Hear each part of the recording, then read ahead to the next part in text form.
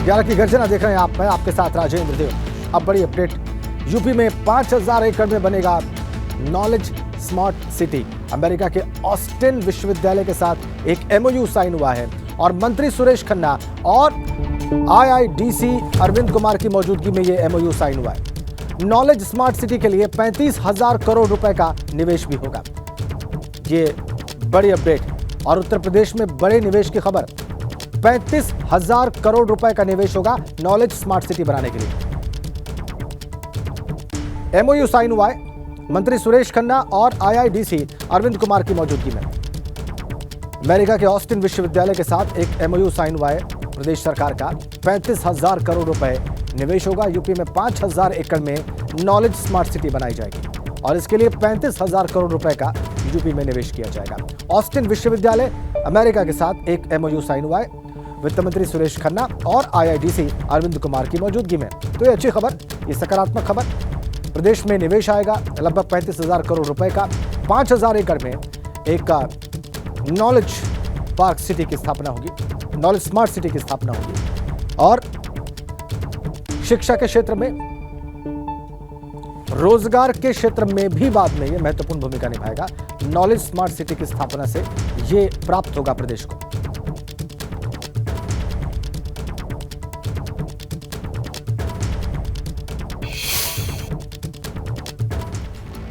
और आइए मौसम की बात करते हैं। यूपी के कई जिलों में सुबह से घना कोहरा छाया हुआ है। दिल्ली एनसीआर में भी घना कोहरा छाया हुआ है। सड़कों पर चलने में मुसीबत पेश आ रही है। आमने सामने देखना बहुत मुश्किल हो गया है। विजिबिलिटी बहुत कम, दिखाई साफ नहीं दे रहा है दूर तक। ये देखिए आप, मेरठ में विजिबिलिटी बहुत कम है। प्रयागराज में सर्द हवाओं का घेरा है। मुरादाबाद में भी आप देखिए क्या स्थिति थी सुबह। और रायबरेली में भी जनजीवन अस्त व्यस्त हो गया है। गाजियाबाद, औरैया और कानपुर में भी ऐसे ही कोहरा देखा गया है और इसी वजह से विजिबिलिटी बहुत कम और ड्राइविंग करने में ढेर सारी दिक्कतें, चलना मुश्किल सड़क पर विजिबिलिटी बहुत कम होने की वजह से। ये तमाम तस्वीरें इस बात की तस्दीक कर रही हैं। प्रदेश के अलग अलग शहरों की तस्वीरें, चाहे वो मेरठ हो या रायबरेली हो, कानपुर हो या गाजियाबाद। तो दिल्ली एनसीआर में भी कोहरे ने दस्तक दे दी है। विजिबिलिटी बहुत कम है। गाजियाबाद दिल्ली हाईवे पर कोहरे की वजह से वाहनों की रफ्तार बहुत कम हो चुकी है। सड़क पर वाहन रेंग कर चल रहे हैं, उनकी रफ्तार बहुत कम है। जी, दिल्ली गाजियाबाद हाईवे की हम बात कर रहे हैं। ये देखिए आप तस्वीरें। दिल्ली एनसीआर में आज सुबह से ही कोहरे का सितम देखने को मिल रहा है और हम इस समय मौजूद हैं गाजियाबाद के दिल्ली शाहदरा रोड पर, जहां पर सुबह से ही घना कोहरा छाया हुआ है। जो गाड़ियां हैं उनकी लाइटें जली हुई हैं। काफ़ी परेशानी का सामना करना पड़ रहा है जो लोग वाहन लेकर आ रहे हैं और अपने गंतव्य को जा रहे हैं। तो इस कोहरे के चलते कहीं ना कहीं जो ठंड है, अब वह ठंड भी बढ़नी शुरू हो गई है। काफ़ी समय से अभी तक अगर ठंड की बात करें तो दिल्ली एनसीआर में इतनी ठंड नहीं थी, लेकिन जिस तरह से आज सुबह सुबह अचानक कोहरा छाया है तो उस कोहरे के चलते अब ठंड भी पड़नी शुरू हो जाएगी। तो तमाम जो सड़कें हैं दिल्ली एनसीआर की बात की जाए तो सभी जगह पर जो घना कोहरा है वो छाया हुआ है। जो हाईवे है उन पर भी घना कोहरा छाया हुआ है, जिसकी वजह से जो वाहन चला रहे लोग हैं उनको काफ़ी परेशानी का सामना करना पड़ रहा है। गाजियाबाद से एबीपी गंगा के लिए मैं शक्ति। कानपुर का भी कमोबेश यही हाल है। आज सुबह से वहां पर सड़कों पर घना कोहरा है। आने जाने वाली गाड़ियों का ड्राइविंग जो है वहां पर बहुत दिक्कत हो रही है उसमें लोगों को, क्योंकि विजिबिलिटी बहुत कम है, बहुत दूर तक स्पष्ट दिखाई नहीं दे रहा है। कपकपा देने वाली सर्दी के बीच आज कानपुर शहर को कोहरे ने अपने आगोश में ले रखा है। कानपुर की कमोबेश हर सड़क का यही हाल है। दृश्यता काफी ज्यादा आज कम देखी जा रही है। सर्दी का सितम लगातार बढ़ता जा रहा है। गाड़ियों की जो लाइट्स हैं वो अभी भी ऑन दिख रही हैं, क्योंकि दृश्यता बहुत कम है, विजिबिलिटी बहुत ज़्यादा कम देखी जा रही है। सर्दी के सीज़न में सबसे ज़्यादा कोहरा आज सुबह देखा जा रहा है जब लोगों को निकलकर जब अपने गंतव्य की तरफ जा रहे हैं तो काफ़ी ज़्यादा परेशानियां हो रही हैं।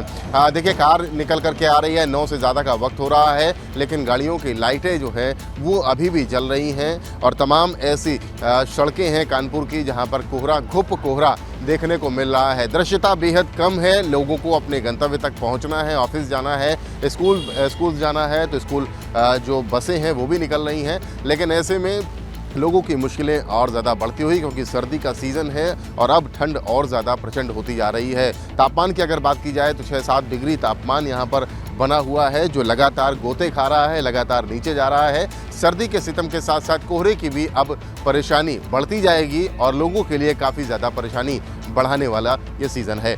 कानपुर से कैमरामैन पंकज निगम के साथ रतीश त्रिवेदी, एबीपी गंगा।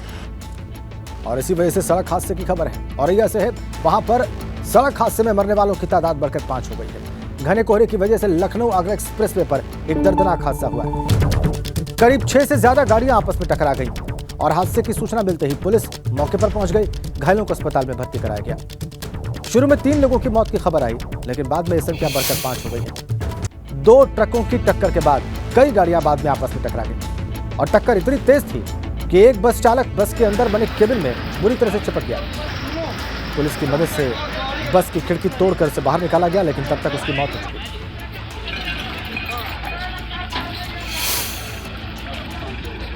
कोहरा की वजह से मतलब एक आगे पहले एक्सीडेंट हुआ है, एक बस से बस टकराई और आगे 3-4 बसों का हादसा हुआ, उसमें कई लोग घायल भी हुए हैं और पीछे करीब 100 मीटर पीछे 2 ट्रक भी भिड़े हुए हैं। मैं बस में था सर। बस में कितनी सवारियां थी? सर सवारियां वही 20-25 होंगी। कैसे ये हादसा हुआ, कुछ जानकारी है? सर आगे ट्रक खड़ा था बीच रोड पे तो उसके कारण हुआ है। तो पहले हमारी बस लगी, ठीक है, तो जब तक बस लगी हमारा ड्राइवर था जो उतर के पीछे गाड़ियां रोक रहा था जब तक हम उतर रहे थे।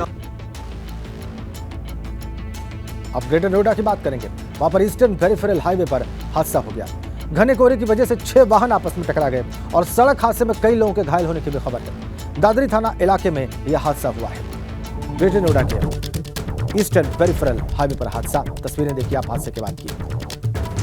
घने कोहरे की वजह से 6 वाहन आपस में भिड़ गए। ये दादरी थाना इलाके में हादसा हुआ है। कई लोगों के घायल होने की खबर है। कोहरा घना था और इसकी वजह से 6 गाड़ियां आपस में टकराई। टक्कर जोरदार, कई लोगों के घायल होने की खबर।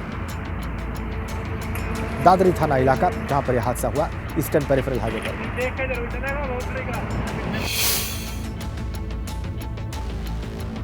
इधर कानपुर के अरौल के पास एक्सप्रेसवे पर रोडवेज की बस पलट गई। रोडवेज की बस पलटने से 18 यात्री जख्मी बताए जा रहे हैं और इन घायलों में 10 यात्रियों की हालत गंभीर बताई जा रही है।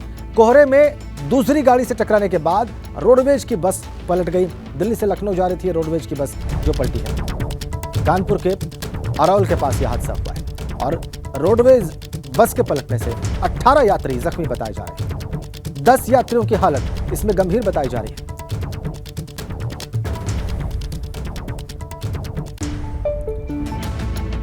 अलीगढ़ में भी घने कोहरे के कारण जबरदस्त हादसा हुआ है। कई गाड़ियां वहां पर आपस में भिड़ गई और 2 लोगों की अफसोसनाक मौत की खबर। कई घायल बताए जा रहे हैं इस हादसे में। अकराबाद थाना इलाके में हादसा हुआ है। अलीगढ़ से खबर है। घना कोहरा कारण बना यहां भी इस भिड़ंत का, इस एक्सीडेंट का। 2 लोगों की मौत हुई बताई जा रही है और कई घायल बताए जा रहे हैं। अकराबाद थाना इलाका जहां पर यह हादसा हुआ, अलीगढ़ में।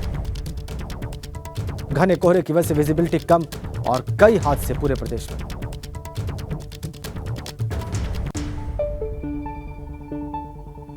अलीगढ़ से खबर, यहां भी हादसा हुआ। घने कोहरे के कारण 2 लोगों की मौत हुई है और कई घायल बताए जा रहे हैं। अकराबाद थाना इलाका, कई गाड़ियां यहां भी आपस में भिड़ गई। तो एक्सप्रेसवे पर कानपुर में, ग्रेटर नोएडा में, अलीगढ़ में हर जगह से हादसे की खबर है। ये देखिए आप, अलीगढ़ में जो घने कोहरे के कारण हादसा हुआ उसमें 2 लोगों की जान गई है। कई घायल बताए जा रहे हैं। विजिबिलिटी बहुत कम, घना कोहरा, सामने देखना मुश्किल, स्पष्ट कुछ दिखाई नहीं दे रहा है और इसी वजह से देखिए कई गाड़ियों की टक्कर, 2 लोगों की मौत और कई घायल। अलीगढ़ में। ये हादसे के बाद की तस्वीरें आप देखिए।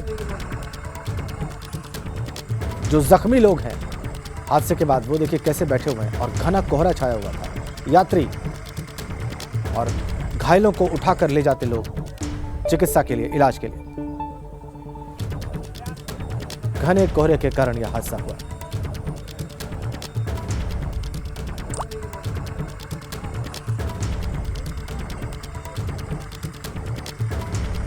और यहाँ पर जो है गाड़ियों का एक्सीडेंट हुआ है। कहाँ पर हुआ है? ये रोहना सिंहपुर के मतलब ओवरब्रिज पे एक्सीडेंट हुआ है। कोई शासन द्वारा व्यवस्था नहीं है कि क्या नाम है किसी तरह गाड़ी को रोका जा सके। कितने लोग घायल हुए होंगे? कम से कम नहीं तो 20 से 25 लोग घायल हो चुके हैं और 2-3 लोग एक्सपायर भी हो गए हैं। अभी आगे तक को ये आपका जो है कहाँ तक अकराबाद तक जो है लगभग कितने वाहन जो है इसमें? कम से कम नहीं तो 20 वाहन जो है आपस में टकरा गए हैं। कोई थे तब यहाँ पर एक्सीडेंट हो चुका था, कई गाड़ियाँ आपस में ठुक चुकी थी, तो हमने लोगों को साइड में लगाया, उनके लिए हेल्प की। गाड़ियों को रोका गया है यहाँ पर, जैसे ऑटो को रोका उसमें एक बंदे को तो भेज दिया गया है, अभी और गाड़ियों को रोक रहे हैं। कई बंदे अभी पड़े हुए हैं यहाँ पर। अगली खबर कन्नौज से है। यहाँ पर ट्रक और बोलेरो की जोरदार टक्कर हो गई और बोलेरो सवार 6 यात्राएं गंभीर रूप से जख्मी हो गई। डीएलएड की परीक्षा देने कन्नौज जा रही थी छात्राएं और सिकंदरपुर क्षेत्र के शाहजहांपुर में यह हादसा हुआ है। ट्रक और बोलेरो की जोरदार टक्कर कन्नौज में और बोलेरो पर सवार 6 यात्राएं गंभीर रूप से जख्मी हो गई। डीएलएड की परीक्षा देने जा रही थी ये छात्राएं जब हादसा हुआ सिकंदरपुर क्षेत्र के शाहजहांपुर में। बोलेरो पर सवार 6 यात्राएं जो कि डीएलएड की परीक्षा देने जा रही थी छात्राएं, वो जख्मी हुई हैं। अगली खबर लखनऊ से है। सीएम योगी ने रैन बसेरे बनाने के निर्देश दिए हैं। बढ़ती सर्दी में रैन बसेरों की व्यवस्था करने के निर्देश हैं मुख्यमंत्री की ओर से और उन्होंने कहा है कि सभी जिलाधिकारी जगह जगह अलाव और जिलों में रैन बसेरों की व्यवस्था करें और जो रैन बसेरे तैयार हैं उनका निरीक्षण करें। सीएम योगी ने जरूरतमंदों को कंबल बांटने का भी ऐलान किया है। सीएम ने कहा है कि समय से कंबल खरीदकर जरूरतमंदों को दिया जाए। कंबल खरीद में स्थानीय बुनकरों, उत्पादकों को वरीयता दी जाए। गुणवत्ता से समझौता नहीं किया जाए। सार्वजनिक स्थानों पर अलाव की व्यवस्था करने के भी निर्देश हैं मुख्यमंत्री की ओर से।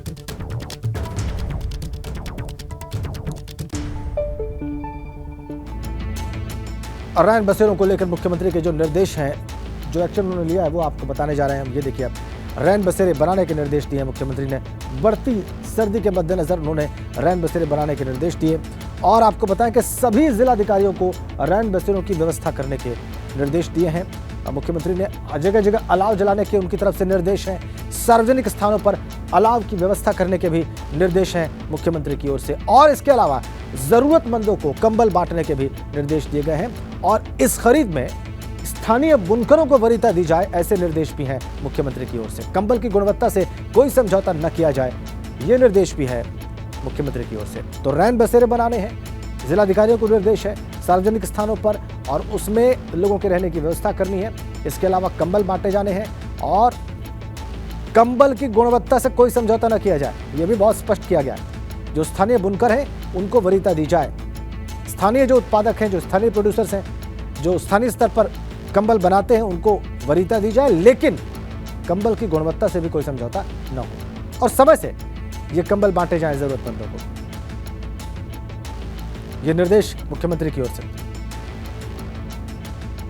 सार्वजनिक स्थानों पर वैसे निर्देश हर बार शासन की ओर से जारी होते हैं और उसके बाद जो सच्चाई होती है वो भी हम आपको लगातार दिखाते हैं।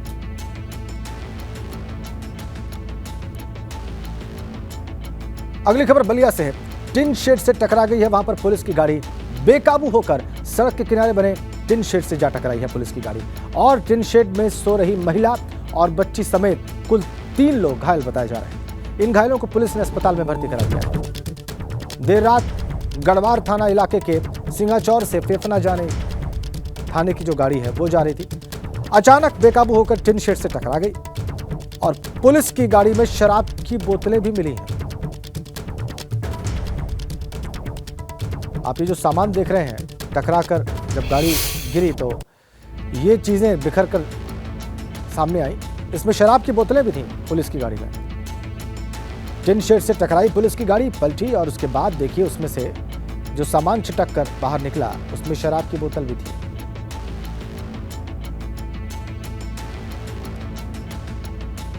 बलिया में हुआ ये, बेकाबू होकर टिन शेड से टकरा गई पुलिस की गाड़ी। मनी लॉन्ड्रिंग केस में पूर्वांचल के पूर्व बाहुबली विधायक मुख्तार अंसारी को ईडी इन दिनों अपनी कस्टडी में लेकर पूछताछ कर रही है। मुख्तार से ईडी की पूछताछ का आज छठा दिन है और जांच एजेंसी आज भी कई अहम बिंदुओं पर बाहुबली से पूछताछ कर रही है। हालांकि अब तक हुई पूछताछ में ईडी की टीम मुख्तार अंसारी से कोई खास जानकारी हासिल नहीं कर सकी। ईडी की टीम इसके साथ साथ मुख्तार अंसारी से उस मोबाइल सिम कार्ड के बारे में भी जानकारी ले रही है जिसे वो पिछली बार बांदा जेल में रहते हुए इस्तेमाल करता था। ईडी की टीम इसके अलावा पूर्वांचल के एक बाहुबली सांसद से मुख्तार अंसारी और उसके परिवार के रिश्तों के बारे में भी पूछताछ कर रही है। ईडी की टीम ये जानना चाहती है कि मुख्तार अंसारी के परिवार से इस सांसद के किस तरह के संबंध हैं, दोनों के बीच आर्थिक लेन देन क्यों होता था।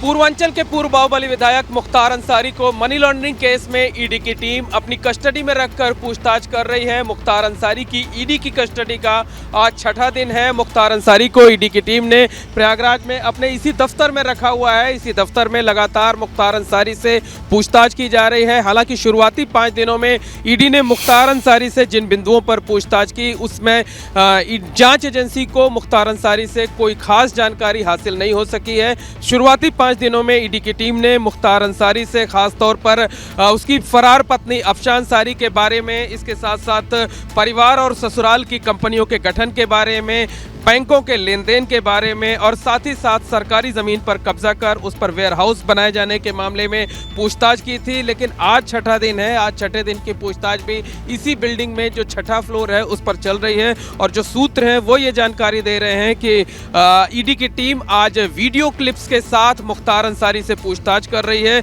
ये वीडियो क्लिप्स मुख्तार अंसारी के विधायक बेटे अब्बास अंसारी, साले आतिफ उर्फ सरजील रजा और बड़े भाई बीएसपी सांसद अफजाल अंसारी के बयानों से जुड़े हुए हैं। दरअसल ईडी ने पिछले दिनों इन सभी का बयान लिया था। इन सभी ने जो बयान दिए थे उसे ईडी की टीम ने वीडियो रिकॉर्डिंग कराई थी। उन्हीं वीडियो रिकॉर्डिंग को प्ले करके मुख्तार अंसारी से आज उन्हें वेरीफाई कराया जा रहा है, उसकी क्रॉस चेकिंग कराई जा रही है। इसके साथ साथ मुख्तार अंसारी पिछले दिनों जब बांदा जेल में था तो उसने जो सिम कार्ड लिया हुआ था, जिस सिम कार्ड का इस्तेमाल करता था, उसके बारे में भी पूछताछ की जा रही है। तो जांच एजेंसी मुख्तार अंसारी और उसके परिवार के कुछ सदस्यों के खिलाफ मनी लॉन्ड्रिंग केस में चार्जशीट दाखिल कर सकती है। कैमरामैन रोहित श्रीवास्तव के साथ मोहम्मद मोइन, एबीपी गंगा, प्रयागराज। इधर बाराबंकी में बड़ी खबर है। बाराबंकी में एक व्यक्ति की धारदार हथियार से हत्या कर दी गई। पत्नी पर पति की हत्या का आरोप है। बताया यह जा रहा है कि मामूली सी बात पर कहासुनी से नाराज पत्नी ने 2 युवकों के साथ मिलकर पति की हत्या की। सूचना पर पहुंची पुलिस ने मौके से हत्या में इस्तेमाल धारदार हथियार और खून से सने कपड़े बरामद कर लिए हैं और मौके से पत्नी को गिरफ्तार कर लिया है। अवैध संबंधों की वजह से हत्या का शक जताया जा रहा है। बड़ी खबर, अवैध संबंध इस हत्या के पीछे कारण। इनके जीजा आया रहा। क्या नाम है? लल्लू। कहाँ के रहने वाले हैं? सुजनी पर के। लल्लू। हाँ, अब 2 लोगन का नहीं जाने थे कहाँ के आए। 2 लोग अज्ञात। तो आए, दारू आई, पीन खाइन, तहरी बनी खाइन। और उसके बाद में यहाँ बैठ बतलावा के उसके बाद में हम पहुड़ कर लेट गए। दिन भर साहब निरई रहे खेते गए थक और गए सोए साहब, हम जाने नहीं पाए। थाना कोठी के अंतर्गत ग्राम तीरपुर में एक विनय राज नामक व्यक्ति जिसकी उम्र लगभग 27 वर्ष है, जिसका अपनी पत्नी राधा से मनमुटाव चल रहा था। आज भोर में किसी बात पर विवाद होने पर उसकी पत्नी के द्वारा धारदार हथियार से ताबड़तोड़ प्रहार किया गया, जिससे विनय राज की मौके पर मृत्यु हो गई। इधर फिरोजाबाद में वकील की गोली मारकर हत्या की बड़ी खबर है। मॉर्निंग वॉक करने निकले थे वकील शिवशंकर दुबे और हत्यारों को पकड़ने के लिए पुलिस ने 5 टीमें गठित की हैं। यह वारदात हुई है दक्षिण क्षेत्र के गांव लालऊ में। ताजा अपडेट फिरोजाबाद से, वकील की गोली मारकर हत्या तब जब वो मॉर्निंग वॉक के लिए निकले थे। नाम इनका शिवशंकर दुबे। इनके हत्यारों को पकड़ने के लिए पुलिस ने 5 टीमें गठित की हैं। वारदात हुई है दक्षिण क्षेत्र के गांव लालऊ में। सनसनीखेज मामला।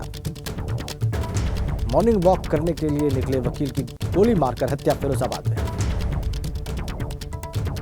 हत्यारों को पकड़ने के लिए 5 टीमें गठित कर दी गई हैं पुलिस के द्वारा। दक्षिण क्षेत्र के गांव लालऊ में यह वारदात हुई है।